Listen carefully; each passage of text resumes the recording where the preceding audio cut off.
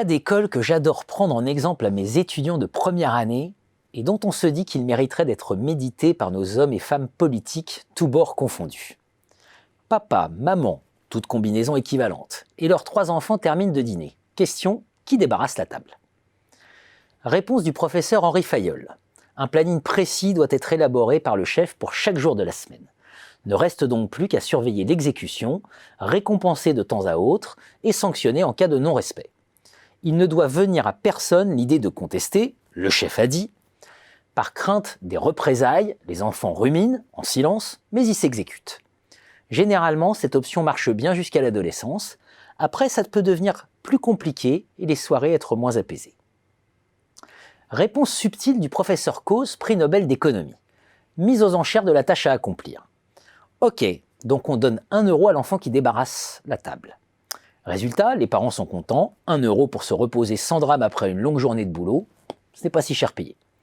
Personne n'en veut 1 euro? Bon, 1,50 €. Toujours personne? Ok, alors je fais moi-même et je garde les sous. Amusant, d'un seul coup, les enfants se battent pour débarrasser. Magie du marché quand tu nous tiens. Liberté de l'accord marchand donc, plutôt que contrainte autoritaire, bien vu. Et ça marche. La preuve, on aura reconnu ici, par exemple, le choix de financer la recherche sur projet plutôt que par des crédits récurrents. Naturellement, se mettre d'accord sur le prix prend du temps, puis, merci professeur Williamson, autre prix Nobel d'économie, surveiller le respect du contrat aussi. Un gamin peut en effet toujours être tenté par l'opportunisme.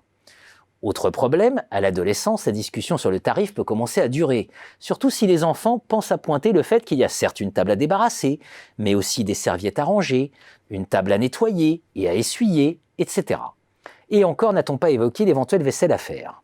Bref, ça finit par coûter cher, et la réponse de l'élève Fayolle retrouve alors de sa pertinence. C'est l'enseignement de la théorie dite des coûts de transaction, bien connue des économistes quand ils s'intéressent avec leur grammaire à l'entreprise, depuis Ronald Coase jusqu'à Oliver Williamson. Mais il y a aussi une 3e réponse possible, c'est celle du professeur Mauss. Imaginons en effet que loin de rechigner, les enfants se bagarrent spontanément pour débarrasser en remerciant leurs parents d'avoir préparé le dîner. Ils sont habiles, puisqu'ils savent qu'ainsi ils y gagnent le droit en retour à 5 minutes de plus avant d'aller au lit et à une belle histoire pour s'endormir. À l'adolescence, ce genre de plaisanterie finit généralement par transformer les parents en chauffeurs de taxi. Mais pas de doute, la triple obligation du donner, recevoir, rendre marche à plein. Pourquoi ce petit exemple? Parce que dans une organisation, les droits de propriété sont, à la différence d'un marché, non pas transférés, mais bien toujours démembrés.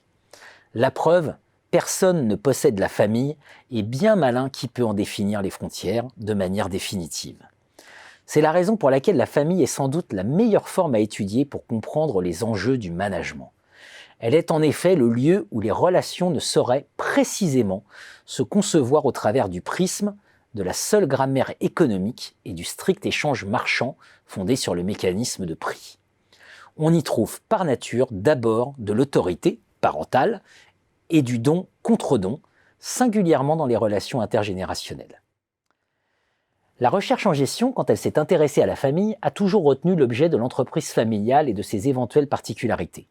Elle a largement démontré en mobilisant les grilles de lecture fondées sur la contrainte, chère à Fayolle, mais aussi et surtout du don contre don, cher à Mauss, combien la pression exercée par le clan et la culture commune conduisent à une efficience spontanée accrue.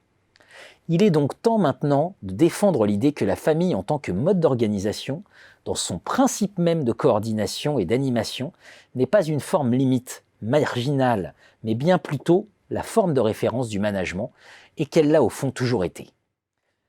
Et ceci pour une raison simple. Marquée au coin du triptyque des 3 formes fondamentales d'échange humain, le prix, la contrainte et le don, la famille est le lieu où le marché et la compétition doivent toujours être tenus en laisse et laissés à leur juste place, c'est-à-dire à l'extérieur des frontières de cette chose chère aux professeurs comme aux professionnels de la gestion comme du management, l'organisation.